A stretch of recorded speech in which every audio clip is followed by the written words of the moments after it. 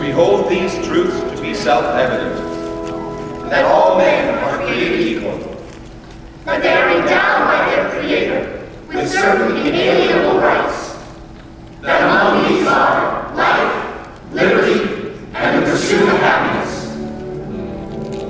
Almost 250 years ago in Philadelphia, a dream was born.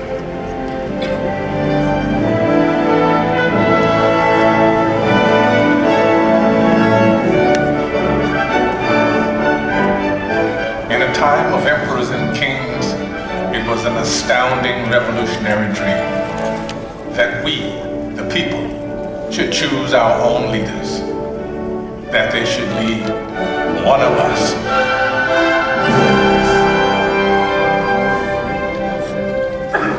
This was a dream born of fire, safeguarded by sacrifice during a brutal winter at Valley Forge.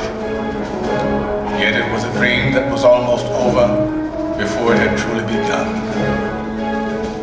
The war for independence had left the American colonies bankrupt.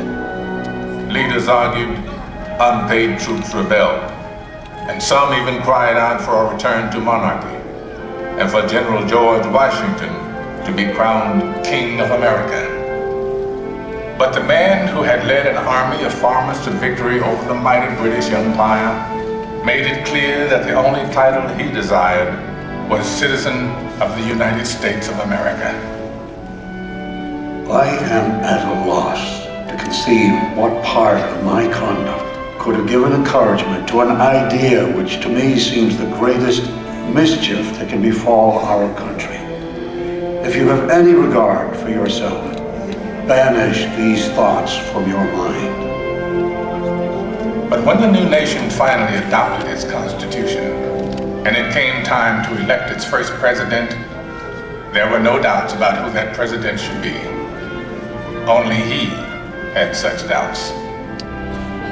I fear my countrymen will expect too much of me. I walk on untrodden ground. There is scarcely any part of my conduct which may not hereafter be drawn into precedent. In the end, Washington set the most important precedent of all. The man who could have been king stepped down after 2 terms in office and took his place again amongst the people. By insisting that he was, above all other things, one of us, he made it possible for any of us to dream of serving the nation in its highest office. And one day, sure enough, it came to pass that a man who wasn't an aristocrat aspired to the office of president.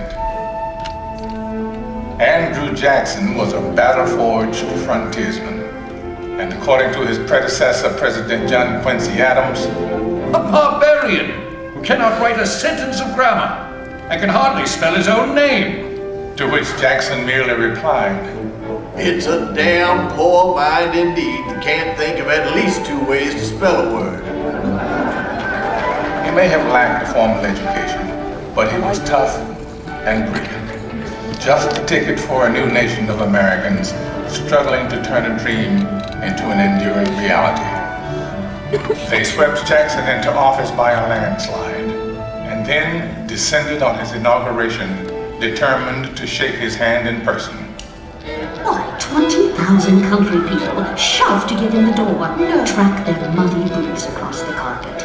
And my dear, they would be here still if we hadn't placed tubs of punch out on the lawn. Washington's elite fumed, but Jackson loved it, for these were his people. He was proud to be one of us. I do not forget that the planter, the farmer, the mechanic, and the laborer form the great body of the people of the United States. They are the bone and sinew of this country. But Andrew Jackson would wage a mighty struggle to hold that great body of people together. State by state, a monstrous injustice that had haunted the country since its beginning was now tearing it apart.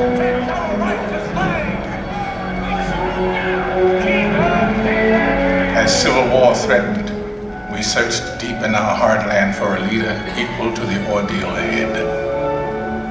It was perhaps a vindication of the American dream that we found a plain-spoken, self-taught lawyer from Illinois whose campaign platform could be summed up in 5 simple words.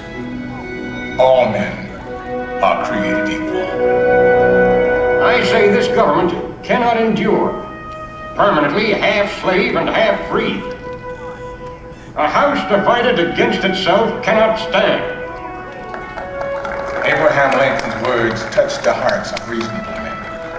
And in 1860 we sent him to Washington, where he would face the hardest task that any American president would ever face.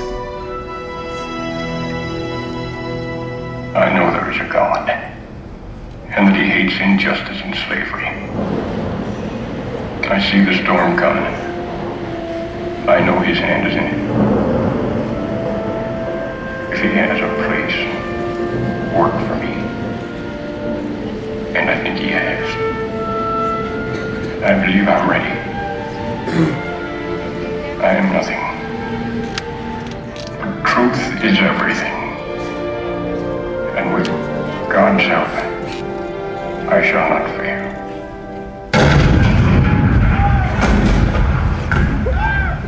April 12, 1861, Fort Sumter. The cannon spoke for war, bitter, violent, and devastating.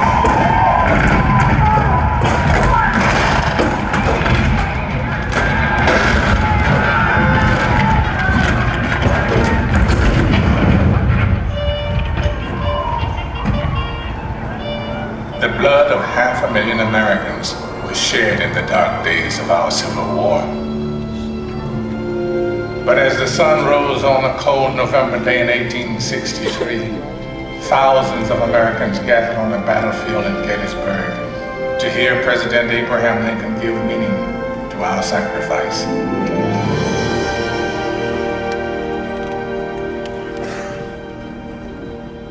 Fourscore and 7 years ago, our fathers brought forth on this continent a new nation, conceived in liberty and dedicated to the proposition that all men are created equal. Now we are engaged in a great civil war, testing whether that nation or any nation, so conceived and so dedicated, can long endure. We are met on a great battlefield of that war. We have come to dedicate a portion of that field as a final resting place for those who here gave their lives that that nation might live. It is altogether fitting and proper that we should do this. But in a larger sense, we cannot dedicate, we cannot consecrate, we cannot hallow this ground. The brave men, living and dead, who struggled here, have consecrated it far above our poor power to add or detract. The world will little note, nor long remember what we say here, but it can never forget what they did here. It is for us the living, rather, to be dedicated here to the unfinished work which they who fought here have thus far so nobly advanced. It is rather for us to be here dedicated to the great task remaining before us, that from these honored dead we take increased devotion to that cause for which they gave the last full measure of devotion. That we here highly resolve that these dead shall not have died in vain, that this nation, under God, shall have a new birth of freedom, and that government of the people, by the people, for the people, shall not perish from the earth.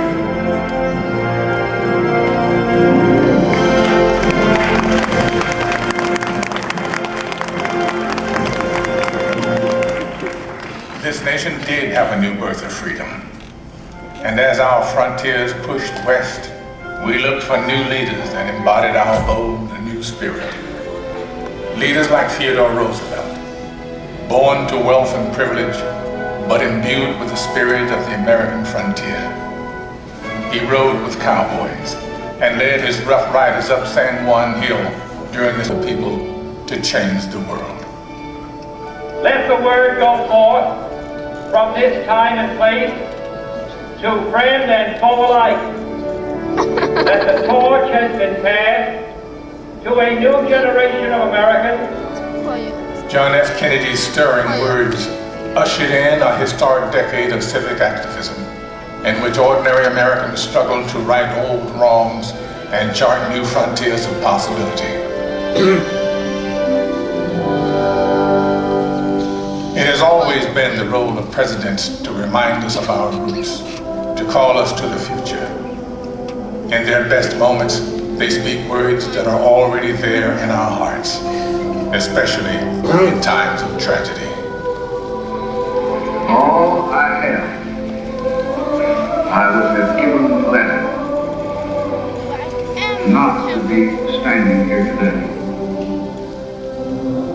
We mourn 7 heroes.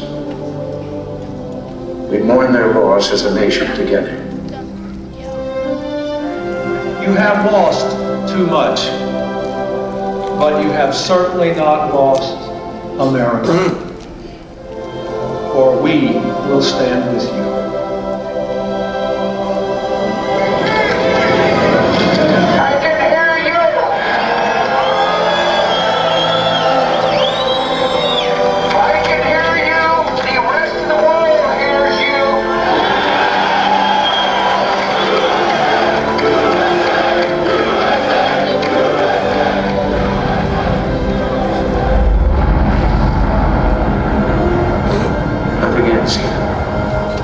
Our hopes and our journeys continue. And as our journeys continue, what once seemed revolutionary now seems profoundly simple. That we should choose our own leaders. That our hopes should be their hopes. Our fears, their fears. Our dreams, their dreams. Ladies and gentlemen, the Presidents of the United States. George Washington, John Adams, Thomas Jefferson, James Madison, James Monroe, John Quincy Adams, Andrew Jackson, Martin Van Buren, William Henry Harrison, John Tyler, James K. Polk, Zachary Taylor, Millard Fillmore, Franklin Pierce, James Buchanan, Abraham Lincoln, Andrew Johnson, Ulysses S. Grant, Rutherford B. Hayes, James A. Garfield,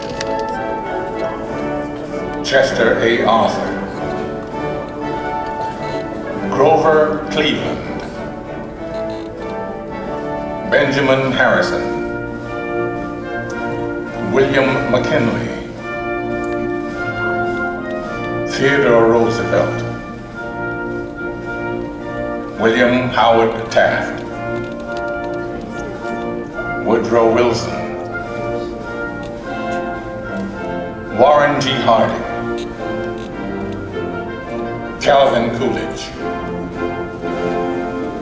Herbert Hoover, Franklin D. Roosevelt, Harry S. Truman, Dwight D. Eisenhower, John F. Kennedy, Lyndon B. Johnson, Richard M. Nixon, Gerald R. Ford, Jimmy Carter, Ronald Reagan, George Bush, Bill Clinton, George W. Bush. And now we come to the present, a present that is rooted in our past. For all of liberty's leaders have one thing in common, one trust they all accepted. My fellow citizens, no event could have filled me with greater anxieties than that notification on the 14th day of April, 1789, that you have selected me to lead our nation. But it was with the confidence of my fellow citizens that I took an oath. 35 simple words that have been repeated by every American president throughout history. As long as that oath is taken and solemnly fulfilled, the American dream will endure. I, Barack Hussein Obama, do solemnly swear that I will faithfully execute the office of President of the United States and will, to the best of my ability, preserve, protect, and defend the Constitution of the United States, so help me God. Ladies and gentlemen, President Barack Obama. The American dream is as brave as our founding, but as timeless as our hopes. It is reborn every day in the heart of every child who wakes up in a land of limitless possibilities. In a country where we the people means all the people. We may come from different places and believe different things. But what makes us American is a shared spirit. A spirit of courage and determination, of kindness and generosity. It is a spirit grounded in the wisdom of the generations that have gone before us, but open to the unimagined discoveries and possibilities on the horizon that lies ahead. Let us enjoy it, cherish it, defend it, and pass it on to our children as the bright and beautiful blessing it is. This enduring American dream.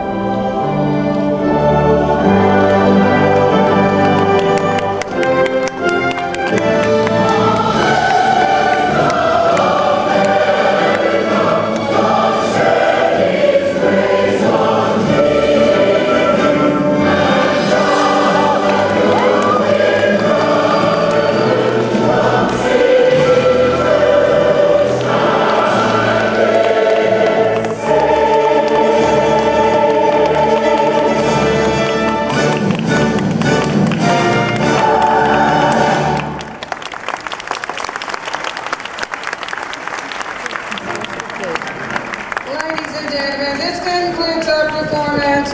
We really hope you enjoyed it. Would you please stand and accept